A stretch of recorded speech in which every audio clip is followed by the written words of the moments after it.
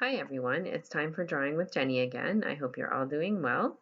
So today we are going to continue our study of angels. In fact, I just wanted to let you know, because last week or the week before, maybe it was last week, I mentioned that when I looked up the word angel in blueletterbible.org, it appeared in the New King James Version 93 times. However, I went back and I typed in the word angels with an S at the end, the plural version, and that came up 190 times. So there are even more verses than I initially thought. We're definitely not going to get through them all. In fact, I'm not really sure how long this topical study is going to continue for, but today we're going to learn about a standard that has been set when it comes to preaching the gospel. And you wouldn't necessarily think it, but that verse includes the word angels, or angel, actually. So that verse is Galatians 1:8, and you're welcome to follow along with me. It says, "But even if we, or an angel from heaven, preach any other gospel to you than what we have preached to you, let him be accursed." So this verse is a very serious verse. It is telling us that a standard has been set when it comes to preaching the gospel. And we know that gospel. That gospel is good news. The word gospel means good news, and it is indeed very good news. That good news is that God the Father sent Jesus the Son to earth. He was born.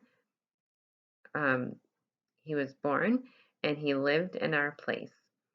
He he lived a perfect life. He lived the perfect life that we couldn't live, and then he died in our place. He died a cruel death on a cross.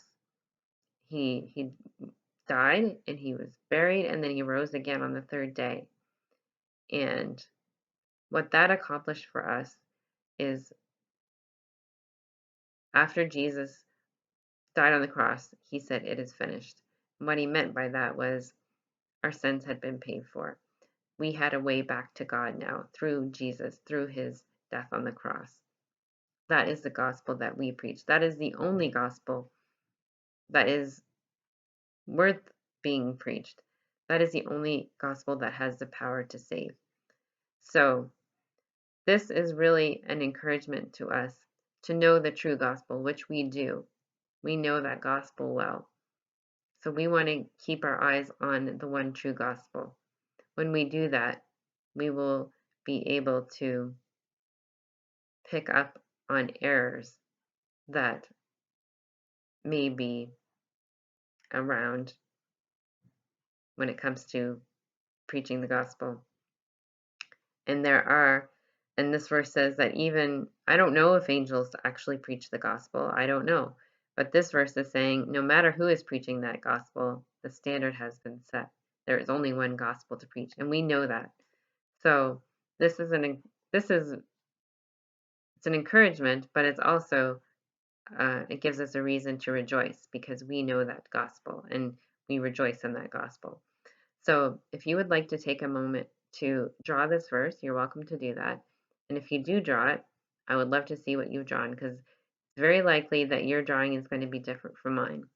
And it's exciting when that happens because um, you see something that maybe I don't see, and it's exciting. So feel free to share your drawing with me. But in the meantime, this is how I've drawn the verse.